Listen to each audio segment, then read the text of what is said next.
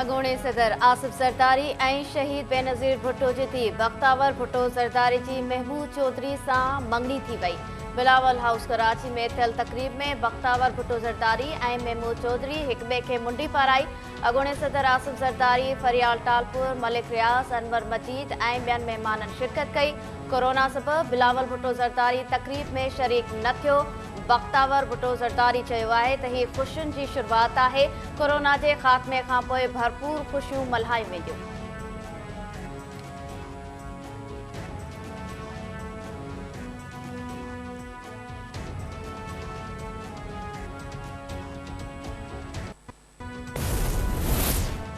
वज़ीर आज़म इमरान ख़ान जी सदारत हेठि हुकूमती ऐं पार्टी तर्जुमाननि जो इजलास, अपोज़िशन जे जलसनि, हारियुनि जे मसइलनि ऐं मुल्की माशी सूरतहाल ते गौर वीचार। इमरान ख़ान चयो आहे त PDM जे जलसनि सां हुकूमत ते को बि फ़र्क़ु न पवंदो। अपोज़िशन करप्शन खे बचाइण लाइ वबाई सूरतहाल में बि जलसा करे माण्हुनि जी हयातियुनि खे ख़तरे में विझी रही आहे। लंडन मां हिकु मफ़रूज़ जलसनि खे वीडियो लिंक ज़रिए ख़िताब करे रहियो आहे।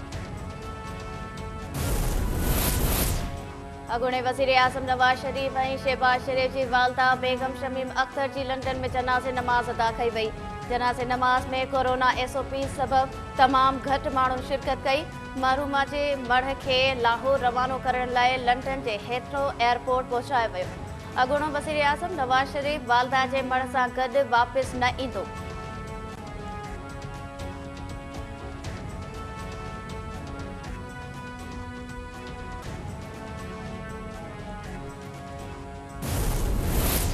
अपोज़िशन लीडर शहबाज शरीफ़ ऐं संदसि पुट हमज़ा शहबाज 5 ॾींहनि लाइ परोल ते आज़ादु थियण बाद पंहिंजी रिहाइशगाह मॉडल टाउन पहुची विया।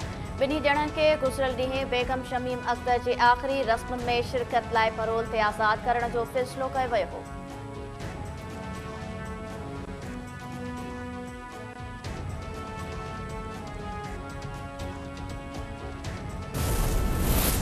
मुल्तान इंतज़ामिया PDM जे 30 नवंबर वारे जलसे खां अॻु किला कुना कासिम बाग खे कंटेनर लॻाए सील करे छॾियो।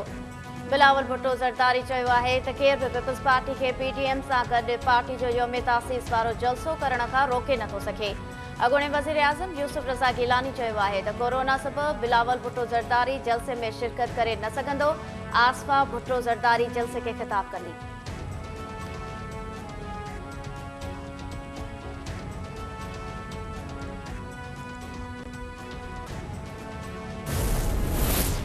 वफ़ाक़ी वज़ीर शिबली फराज़ चयो आहे त अपोज़िशन जी न मंज़िल न ई वरी का सोच हिकु आहे। अवाम संदन जलसनि खे रद्द करे चुको आहे। जारी कयल बयान में शिबली फराज़ चयो त अपोज़िशन गैर ज़िम्मेवारीअ जो मुज़ाहिरो करे रही आहे। ज़ाती मफ़ाद में अंधी अपोज़िशन अवाम जी ज़िंदगियुनि सां खेॾणु बंदि करे।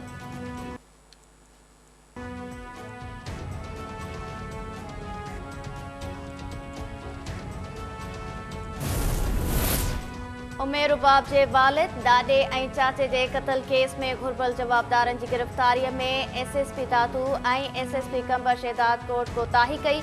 इलाइक़नि में SHOs बि सिफ़ारिश ते मुक़ररु थियल हुआ। हिकु रूपोश जवाबदार गिरफ़्तार कयो आहे, ॿियो बि जल्द गिरफ़्तार थींदो।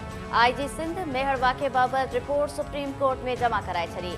KTN न्यूज़ पारां हथ कयल रिपोर्ट में IG सिंध चयो आहे त SSP तातू, डॉक्टर फारूक रज़ा ऐं SSP कंबर शहदाद कोर्ट इमरान कुरैशी शौकास जो मुनासिब जवाब न ॾिनो। ॿिन्ही ख़िलाफ़ कार्रवाईअ लाइ एस्टेब्लिशमेंट डिवीज़न खे लिखी छॾियो आहे।